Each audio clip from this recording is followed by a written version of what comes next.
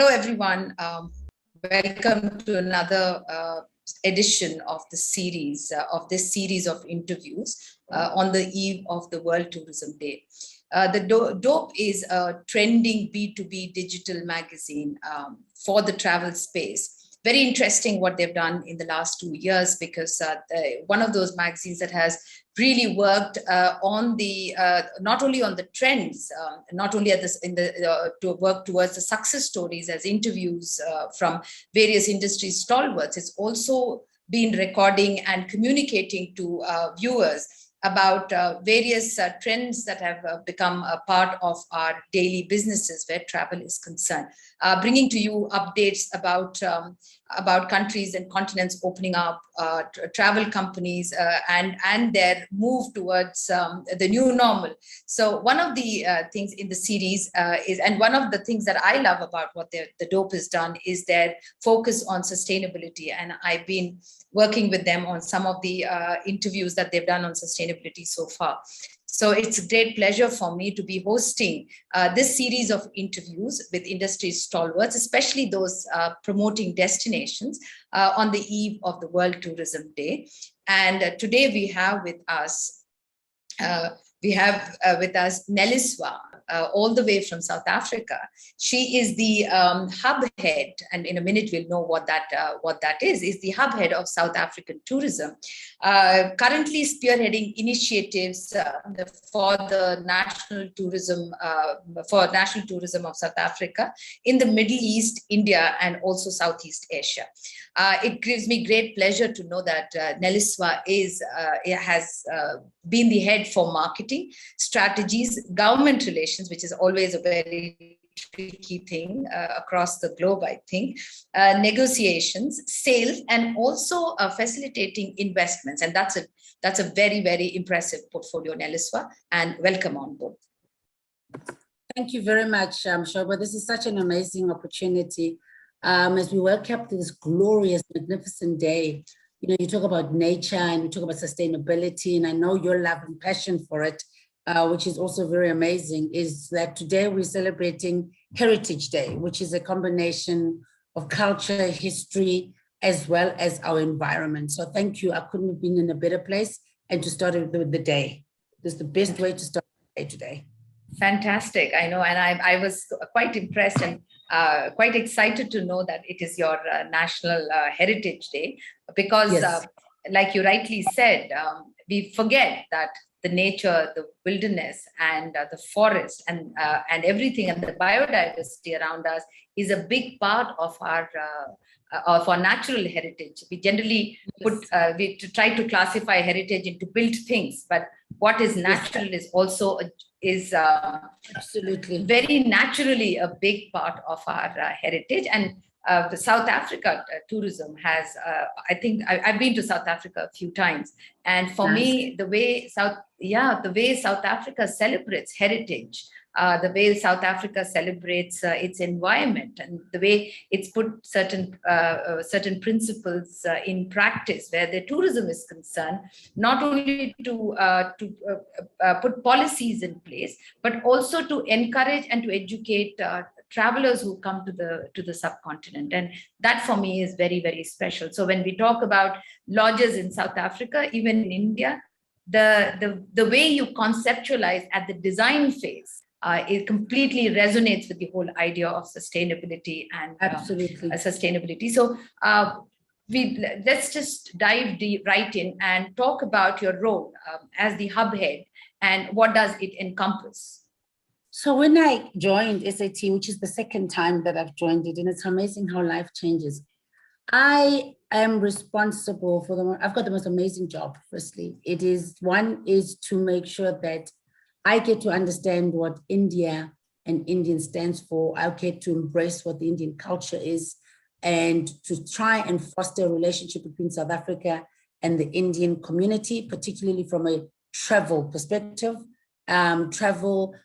So all I do is promote my country and market and sell the beauty of it, sell all it encompasses. And I'm selling it to a country that is open, a community that is open, kind, generous, and I'm humble. So it's an honorable job and a very humbling job. It's sales and marketing, speaking to people, talking to people, and bringing people to South Africa to enjoy, to find a opportunity where we can increase our bonds and enjoy each other's cultures and learn from each other and exchange the natural beauty, and also to receive from India. Because I don't think we understand. I think we look at tourism as a sector of opulence. It is also a way for us to, literally, tourism is one of those sectors that build our economy, brings dignity to people, infuses hope. Because without the Indian traveler, I don't think South Africa would be where we are today, and the support that we've received all-roundedly. So it's literally a sales job, marketing, promotion, talking, but it's about integration of cultures and sharing knowledge and culture and exchange. Fantastic. And I always felt that South Africa and India were, I mean, as continents, we are so alike. There is so much, there's so much culture, performing arts, crafts, wildlife. I mean, not many people know. I mean, we lose out to South Africa where our wildlife is concerned, but India also has a huge tracts of land. It continues to be in wilderness. So let's talk about when you promote South Africa to India. What's the first line of marketing? What's the topmost thing that that you will take to the Indian audience, the Indian traveler? I think it's a combination. Top line in South Africa has always been known as a destination for safari, right? We've always been known that we are a safari destination, adventure destination. We've always been known for a top city destination. The whole of India was about coming to a particular province. Cape Town is the most established brand within the India market. We then had to come in, my colleagues and I, particularly my comms manager, Mitali, where we had to say, how do we shift the paradigm? How do we shift the perception of South Africa that there's so much more to offer? So we then went into a beautiful campaign that's going to be launched very soon called More and More, which is a combination of the culture, the arts, the adventure, the wildlife, but in the center of it is saying everything that you go through in South Africa should give you something adventurous, something, be it you're under the Milky Way in the Northern Cape, be it you're quad biking, be it you're parachuting, be it you're in the wild, in the safari, in the lodges. There's something adventurous about our country. Be it that you are hiking in its natural beauty, there's something about, so in the center of what we do is making sure that South Africa is perceived to say, when you walk out of South Africa or away from South Africa, a part of you is left in South Africa and a part of you travels back to India. So you never leave South Africa. So in all that we do, it's more than just a quick rush, that adrenaline, but making sure that you leave a part of yourself in South Africa. South Africa transcends and travels with you to India. That's for me the core of what I pride myself of trying to do. Fantastic. Which also means that you come back again and again to the destination because you've left a part of yourself there. Yes. Fantastic. I really like what you said. I really like what you said. So one other thing I always thought where South Africa is concerned, and what's a typical itinerary to South Africa like? I mean, when people travel to South Africa, when you're promoting a South African program, what's the typical itinerary, and what are the places that they usually used to go to, earlier, and what are the new places you're trying to infuse, because now you're bringing culture? So typical itinerary, and I'm so grateful for this question, because I think when you reflect, and it's not just to the consumer, it's also to the sellers. Typical itinerary to Cape Town is you fly into Joburg and you do 2 days in Joburg, you'll do Gold Reef City, and you either do a city tour within Joburg and do Pretoria. From there, we'll go to Sun City. From Sun City, we'll then go to Cape Town. Cape Town will be Hermanus, Gansbaai shark diving, and then we'll go to Knysna, Mossel Bay, Plettenberg Bay, end up in Port Elizabeth. And if you're lucky, you might do a game drive in Aquila, which is a beautiful part within the Cape, and then you fly back. So you'll do 7 nights, 7 to 14 nights, depending on how long it is. So that is now shifted. So Joburg was a transit city of 2 nights, let's settle and go. And you've got that still embedded within the travel fraternity, where this is your bread and butter itinerary. Then came along the manic in me to say it cannot be, because it's not about just pushing other destinations. It's about optimization of the travelers' pennies. It's about making sure that they see more than they expect. It's making sure that there is exposure. It's about increasing the profit lines also for the seller. So what we then I came in and I said, there are 9 states in South Africa, 9, and we've been only celebrating 3 or experiencing 3 of those states. So I came in a place called KwaZulu-Natal, Mpumalanga, and Limpopo. What pained me as a travel passionist and a marketeer is when I went to Mpumalanga for my own domestic travel while I was in India. And I was at the Blythe Canyon and I was at God's Window. And there are buses filled with tourists. And all these tourists are from Europe, all of them. It's everybody but India. And I stood there and I said, this is an atrocity to those who sell tourism.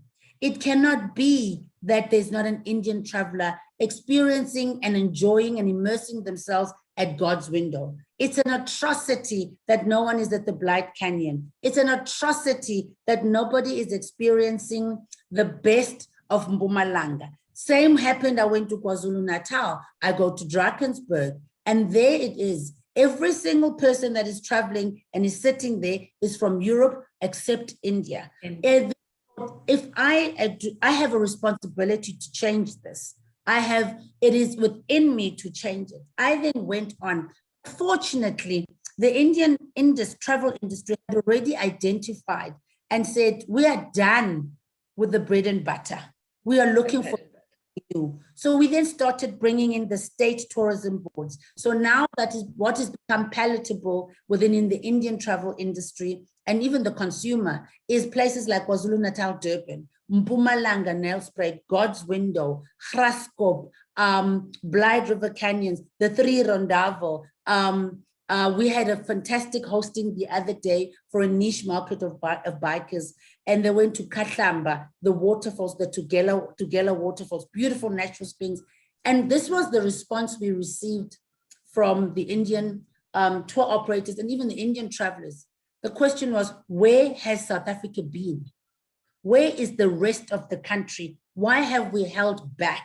So what we've now done is open the floodgates of opportunity, and the Indian traveler now, as we will start seeing these beautiful places. They're not an Instagram picture that is sitting on your photograph and saying, I one day wish I could be there. It's now about it's possible, it is doable, and everyone has an opportunity, because I owe it to the Indian community to say, South Africa is wide, it's vast, and it's diverse. Experience it in its fullest form. In its fullest form. Yeah, but you know, we have the similar, Neliswa, we have a similar issue in India. So it's usually Kerala. It's usually the north with the Taj Mahal, or it's Kerala, where there is so much diversity here. But that's also because people, the first timers don't want to lose out. And if you're talking about giving them an experience that they can come back again and again, that gives you the opportunity to do the rest of the places that you're talking about. There is a Taj Mahal to every state. If Taj Mahal is in the north, there is something else in the south in India. So there is a wide, opportunity. But our marketing is conditioned like that. The pinups are always out there. The thing it would be very interesting to know from you is, because post the pandemic, we've started talking about slow, right? Luxury has always been South Africa's favorite baby. I think you guys have done a fantastic job with all your lodges and resorts and things like that. Now, my question is, with the pandemic coming in, there is this sense of slow and timelessness that you don't fix it too much into your program. How do you make that shift to tell people South Africa is not only this? whether you're a first timer or a second timer, here are various other opportunities, but you can travel slow and steady and actually get into the soul and the heart of South Africa. And while you're doing that, people take away that sense of luxury all the time. And this is my argument with a lot of journalists. There is very less talk about the conservation and the sustainability and the community engagement part of it.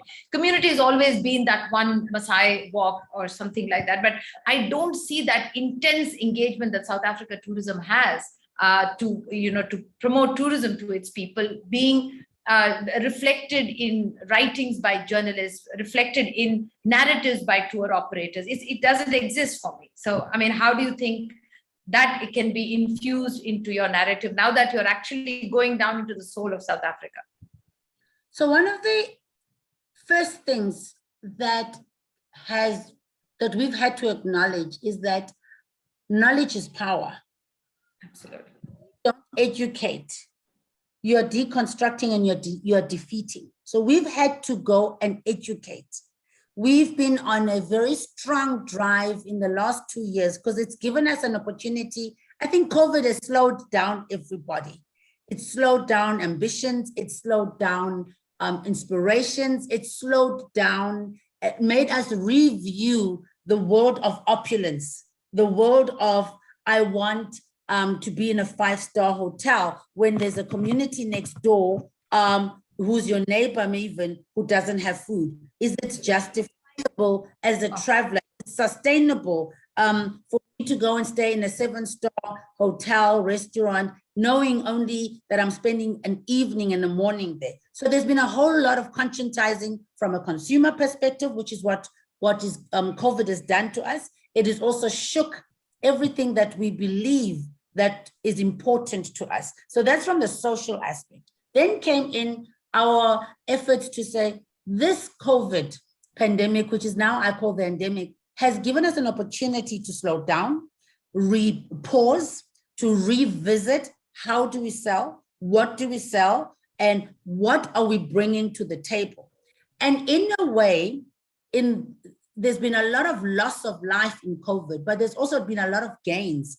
People's monies have diminished, pockets and spend has diminished, which therefore has forced us to say, is it still worth going for the 5-star? There will always be people who want opulence. I read in the paper yesterday, a woman who booked a entire business class for her pet, traveling in between. And my question is that okay? Absolutely, because that's what she wants to give her. That's fine, and we're okay with that. But what we then realized is that tourism has so many touch points. We come from a history where it has always been about a prejudice history, where it's been the haves and the have-nots. And communities for us have been very important. We have a saying, as you might know, we are who we are because of people. Yeah. Therefore, local community maketh South Africa. People come to this country for the natural wonders. They come from Table Mountain. But I think one of our greatest assets is Abantu, which is the people. And we've had to focus on inclusivity to bring the people into the realm of tourism. We've had to make sure that we focus from a domestic, we've had to build from domestic and out. Most countries build in, then domestic. Most countries don't focus on domestic. We have almost, as a world, forgotten our own people. And we have a saying that charity begins at home. Qala ekhaya, as we say. Qala ekhaya. If you don't focus at home, how do you expect the international world to respect and appreciate you? So from a local community perspective, there's a word called township tourism. And for us, it focuses really on making sure that when we bring international journalists, when we bring in international buyers, there's always what we call a township trip, which means, yes, you can go to Sun City. Yes, you can go to Table Mountain. Your meal there might be in a township, and you'll buy in a township, and you'll explore a township. We've also been very driven by what we call a Transformation Act, which makes sure that even our communities, not only do you visit, because I hate the concept of the monkey tourism concept, where you're in a bus, you drive through a township, you look at all these Black people, you greet and you go, oh, township, tick up, done it. We've moved to say we need to bring not only those products and those experiences, we need to bring them into India. So I've been in India for 3 years. Wow. But or not, and I don't blame India and I don't blame anybody. It's been quite interesting. The people that have always been selling South Africa are not from your local impoverished communities. They didn't even know about India. The India they know is a reflection of one of our communities in one of our provinces. We've, for the first time, were able to take previously disadvantaged, highly qualified, high quality products, bring them to India to sell their products, which include community-based travel. So we've got an Information Act, we've got a Small Medium Enterprise Act that makes us as a government organization ensure that in all that we do, we spend on community developed tourism, we spend on tourism in that sphere, we make sure that our itineraries include community development, they include social responsibility, include living like a local. Because you cannot, I always make the analogy of when you exclude people, it's like a lion. You feed it, you give it hope, and you feed it and you feed it, and the minute you take away, it's going to explode and it's going to pounce on you. We have to make sure that we use tourism to uplift our communities, to make sure that there's social cohesion, and as a tool for a force enforcing and enforcing peace, because it is a peace tool in all its society. I hope that gives you a snippet of Absolutely. Yeah, completely. You know, I mean, we also rediscovered, Indians rediscovered their own backyards. I mean, really, that's what happened to us during the pandemic. And we survived because of domestic tourism, because there is a little, I mean, because we've all been colonized. I think there is this slightly colonial, flavor to tourism in all aspects. Somehow tourism is supposed to be that go there, chill out, give vent to excesses and things like that. But tourism has to be redefined from within, from the perspective of its locational standpoint, right? Yes. What tourism, domestic tourism could mean for South Africa could be very different from why Indians would travel for this thing. And those things have to be adjusted and aligned without losing focus on the excesses that tourism, this whole luxury bit about tourism really, it enforces into tourism. There's this entire thing about excess, big food and big buses, big numbers, that kind of needs to go. So are you saying that you have been in this 2 years, any normal program, I mean, even if it is your standard itinerary into South Africa, it should have an infusion of community. It has to have an infusion of art and culture. I mean, absolutely. And that is how you're taking this forward. Fantastic. Yes. Yeah. And is it also, yeah. And also, Shoba, I think that before I'm a hub head, I'm a human being. Before I'm a tourism board, I'm an organ of state. My money comes from taxpayers that pays my salary and pays my colleagues' salary. Therefore, we need to take that and reinvest it in the wider community. That's the one. Secondly, I think we as the travel fraternity need to start giving the power back to the consumer and saying, because we've got a very conscientized consumer, and the consumer needs to start saying, and I think the Indian consumer is there, show me more. I come from a country where we are very similar, very deconstruct, where levels of poverty are, there's a skewedness. Therefore, inequality, inequality. Therefore, the consumer has to start conscientizing themselves to say, how do I make a difference to where I'm going? Do I take a plastic water bottle or do I take a glass bottle? Do I take an extra pair of shoes that I don't need so that I can give to the impoverished? Where do I want to spend my money? We're not going to force you to stop being opulent, but what is your conscience? And I know one thing about the Indian community: humility is inscribed in your soul, and it is a giving community. Therefore, when you travel, we shouldn't leave that at the Maharashtra airport or at the Delhi airport. It needs to with you. And when you leave that behind. Leave that community sense of serving in South Africa. Give of yourself and make sure that you understand. It cannot be that the Europeans come in and they sleep in our townships. It cannot be that the Americans come in and they sleep and they fund. And here we are, 1.2 billion people with a circle of 800,000 potential travelers from India. We're not doing anything social collectively. And that is my plea to the consumer from India, is to say, let us leave a footprint. You know, when we come to India, we want to not only see the Taj Mahal from my side, I want to see the slums. I want to be able to leave something for the young girls and the young kids that are sitting on the side of the road, because that's what a traveler does.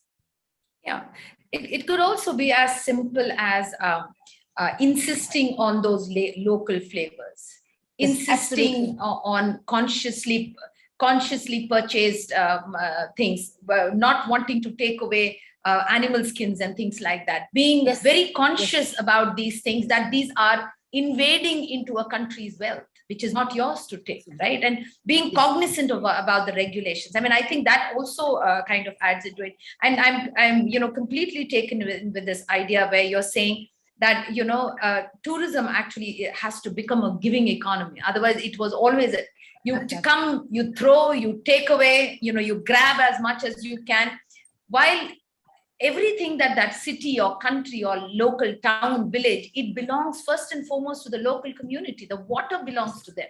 The clean air belongs to them.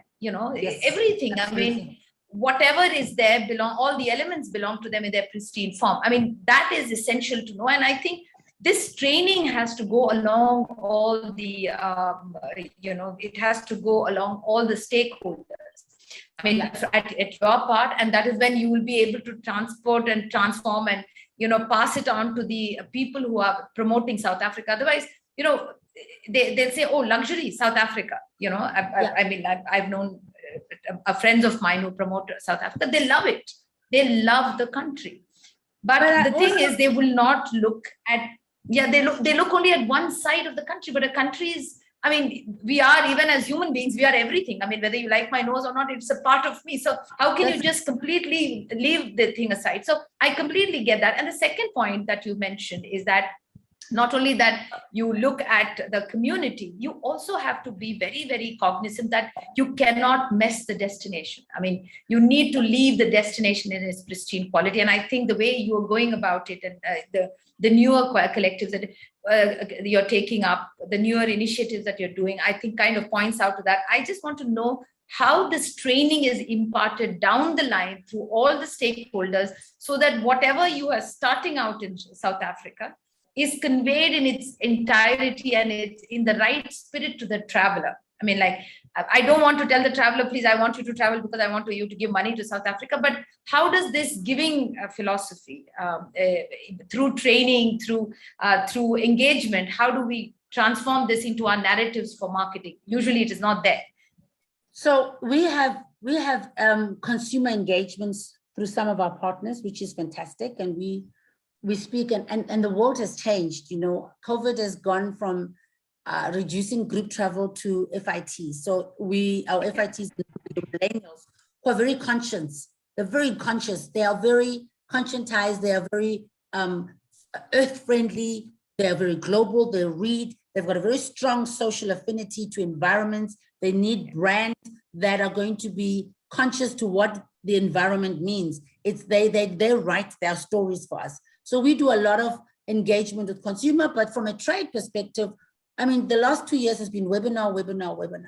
Our pictures that we show are less of a commodity like a hotel, but more of experience, and are driving outdoor and nature.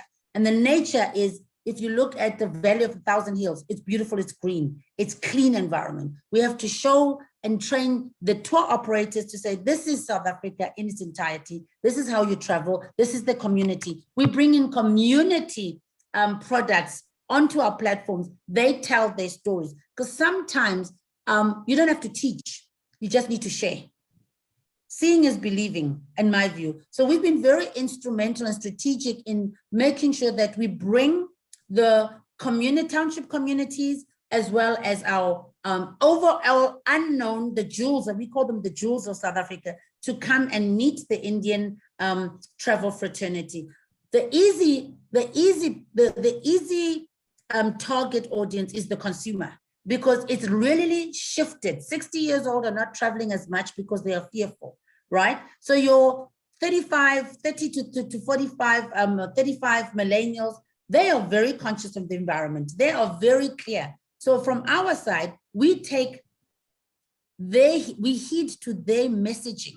We listen to their messaging, and we then reshape their messaging so that we don't always have to be talking. That's what they want. So from a marketing perspective, it's the messaging, it's understanding the consumer, it's making sure that we listen to the consumer and then heed the call of the consumer.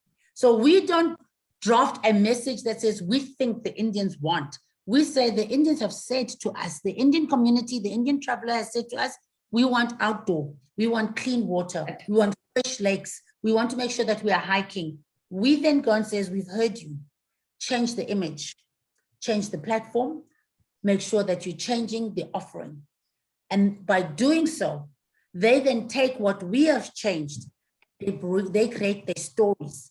And you know, the most fantastic thing about today's age, the digital age, it takes one picture and suddenly everything is viral. Suddenly you are the destination. If somebody's got a good story to tell, do it the wrong way, you are not the destination. Come to latch onto digital platform, understanding the consumer, listening to the consumer, let the consumer tell the story for the destination. And we must just plug in, elevate, and escalate what they are seeking. Fantastic. Along the way, you would also put transformative experiences so that they come back with transformations. Absolutely. Yeah, fantastic. Absolutely, absolutely. Neliswa, I mean, we are running out of time. So just to wrap up this session. So in the post-pandemic era, South Africa is not only about safaris, adventure, and good times in Cape Town. It will also be about what are the things that you will add to it. My favorite places and what we've done as South African tourism, which I'm very proud of, we've gone in and made sure that we focus on women travel products.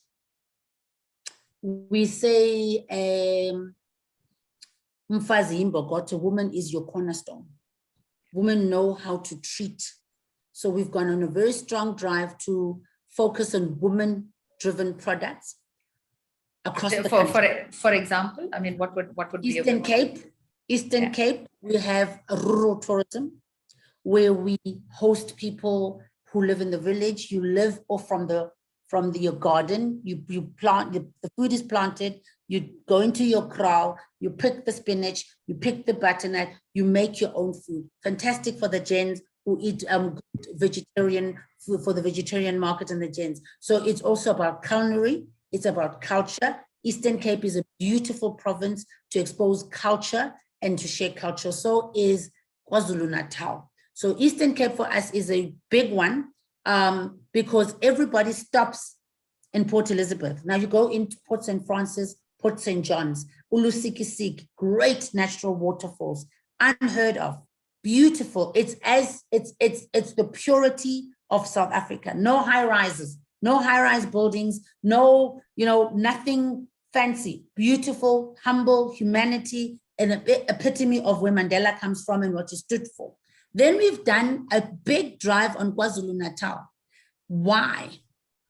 For me, one thing that I learned in the 3 years about the Indian community, and it's very similar to us as the South African community, particularly the Black community, food is the center of what we are. Yes. So you go to KwaZulu-Natal, the first thing that I do is I only eat curry in two places, India or Durban. Yes. I don't care where Naturally. else. Those are the two places. The cultural diversity, the food, the humanity, the offering. KwaZulu-Natal. Also, why? Because it's a fraction of the cost of what you would do in a high branded city. Shark diving is cheaper. Helipadding is cheaper. Quad biking is cheaper. But for me, what makes KwaZulu-Natal incredible is the mountainous, rugged offering of waterfalls where you can literally have a sandwich sitting on a stone or a rock, and there's water falling all over you. Eating, and it's natural, the air that you're breathing. So KwaZulu-Natal is beautiful. It's got something new to offer. So it's KwaZulu-Natal, it's Eastern Cape, Mpumalanga for me. Yeah. God made the world. He sat in Mpumalanga because there's a place in Mpumalanga called God's Window. Yeah, that's what I wanted to ask you. What's God's Window? Unbelievable. It is a scene very few are privileged to see in the world. There's a fence, and all you see is just limitless, natural, organic nature. And it goes all the way. When you're sitting there, you can literally see Mozambique, which is another country. Yeah. How you see it is through the tip of the trees. The air is so pure. Literally, lungs are infused with freshness. You can smell the earth, which is something very unusual. Yeah. Mpumalanga, KwaZulu-Natal, Eastern Cape for now, and Limpopo, unknown to the Indian traveler. I promise and I vow, by the time I leave India, every single Indian traveler will want to do these provinces because they owe it to their being, it is affordable, and they deserve to be in these provinces. It cannot be left, you said a very profound word, cannot be left to the colonials to be experiencing such beauty and wonder. That was fantastic, Neleswa. I mean, I have to travel back to South Africa. The last one I did was for Conservation Africa in 2019, I think. Wow, that's a long time. Go back, yeah, that's a long time ago. But then 2020 didn't. We would be honored. I think Mitali will say, there we go again. She's going to put me in the mix. We would be honored. And I think maybe it's time, Shoba, where we did a tour that showed the natural wonders in its purest forms, where people are able to stay in 3-4-star hotels and actually come home with change. Yes, absolutely. Come home with change. And come home with a shifted paradigm that mindset, and said, I did good. My travel, this is what I achieved from seeing, but this is what I left behind. Because I come from a place where you have to leave a part of you wherever you go. And take what you've received and share it where else you're going. Yes, fantastic. I mean, I completely resonate with you on that. And what is travel if it can't transform you and make you a better person? One of the things that I would also, I think one of the things that you should also, we should also think about, and this is something I keep telling people who travel to India, there's a lot of traditional knowledge. Like this whole sense of Ubuntu you've been talking about, it is going round and round in circles. It's a very in-depth philosophy that exists in all our traditions, in all ancient traditions. There is that sense of the circle. I mean, the primary human circle, because you are, so I am, because we cannot be without each other, right? So I think those are the things that needs to be infused into travel itineraries. And as a marketing person, I'm sure you will know how to do it, because it has to get into popular narrative with not just these wide images, not these wide images with animals coming to a swimming pool to drink, but also about people. There has to be more people who are talking to you. And I think under your able guidance, Neleswa, this is going to happen, and I can see it. Thank you so much. Thank you. And I'm really humbled. And I can give you, from our side of South Africa, the commitment that I give is that my purpose in life is to sustain my community. And maybe we don't talk about this a lot. Every time an Indian traveler comes to South Africa, they infuse hope. They dress the community with dignity. They feed our people. They give us what was taken 300 years ago, the ability to be part of something greater. And for that, I will always be indebted to the Indian traveler. And I always say to my colleagues, in India and in South Africa, we never ever should underestimate or underplay the value of the Indian traveler. Because without you, we are nothing, asingabant. Without the Indian traveler, not from a hypothetical or glam, just for you to come and choose our country, we will always be indebted for that. And that you must never take lightly, because you bring us into your world and you accept us for who we are, and we will be forever grateful for that. Thank you so much. And it was a pleasure talking to you. Yes, Dave, it was a pleasure talking to you.